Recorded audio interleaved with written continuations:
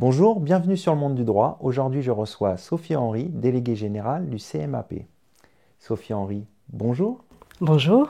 Entre le 19 et le 22 mars prochain, le CMAP organise la 10e édition de son concours de la médiation. En quoi consiste-t-il? Alors en effet, c'est le 10e anniversaire du concours. L'objectif de ce concours, c'est de permettre à des étudiants, donc école de droit, école de commerce, école d'avocat bien sûr, étudiants en master de droit, ingénieurs, de découvrir le processus de médiation de manière un peu ludique. Les étudiants se retrouvent en posture de médiateur et ils vont devoir être impartials, devoir accompagner les parties à la solution à un litige. Et donc, c'est une manière pour eux, encore une fois, de faire une découverte de manière un petit peu ludique. Alors, ce concours est destiné à une cinquantaine d'équipes. Ils sont 2 à 4 étudiants par équipe et ce sont des équipes qui viennent de toute la France, même à l'international. C'est un concours francophone. Donc, on a des Belges, des Suisses. Cette année, on a des Marocains, on a eu des Canadiens.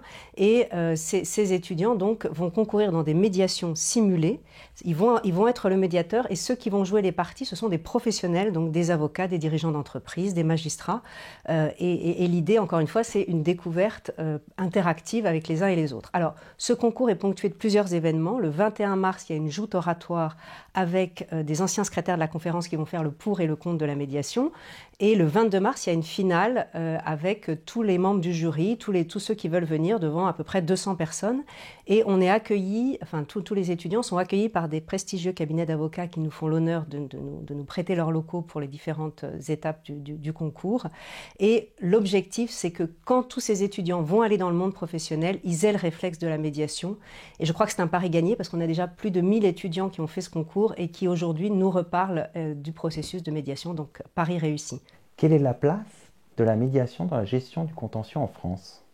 Alors, tout d'abord, je voudrais vous donner rapidement une définition de la médiation. C'est un processus alternatif au contentieux judiciaire, amiable, qui permet aux parties de résoudre leurs solutions en allant vers la solution qu'elles ont choisie. Donc c'est un processus souple où on n'impose pas une solution aux parties et c'est le tiers, le médiateur, qui va accompagner les parties vers la solution. Alors la médiation a fait son entrée dans le Code de procédure civile en 1995, donc vous voyez ça fait plus de 20 ans. Depuis cette date, tous les responsables politiques qui se sont succédés ont mis en valeur la médiation, en ont fait la promotion.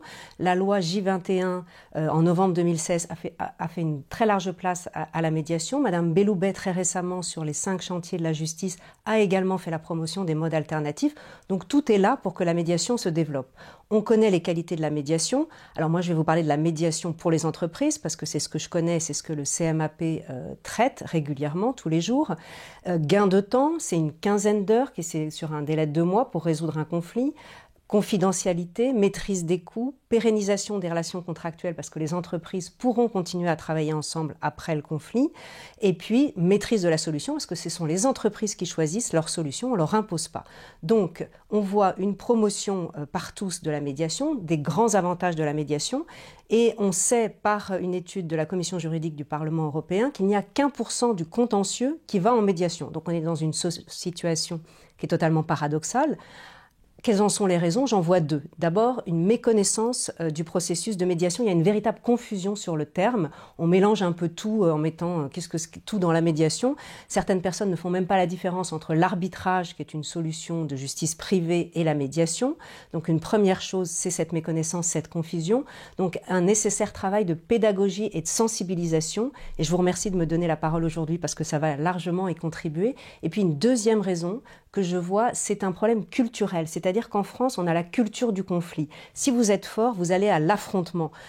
Aller à l'amiable, c'est un aveu de faiblesse. C'est perçu comme un aveu de faiblesse. Mais il faut changer cette culture. La médiation, c'est un acte d'intelligence. C'est pas du tout un acte de faiblesse. Et les entreprises, aujourd'hui, elles ont besoin d'être innovantes, performantes. Elles ont besoin de gagner des marchés. Elles n'ont pas du tout besoin de gagner des procès. Le procès, c'est le passé. Donc la médiation, je dirais que c'est l'avenir du contentieux. Sophie Henry, merci. Merci à vous.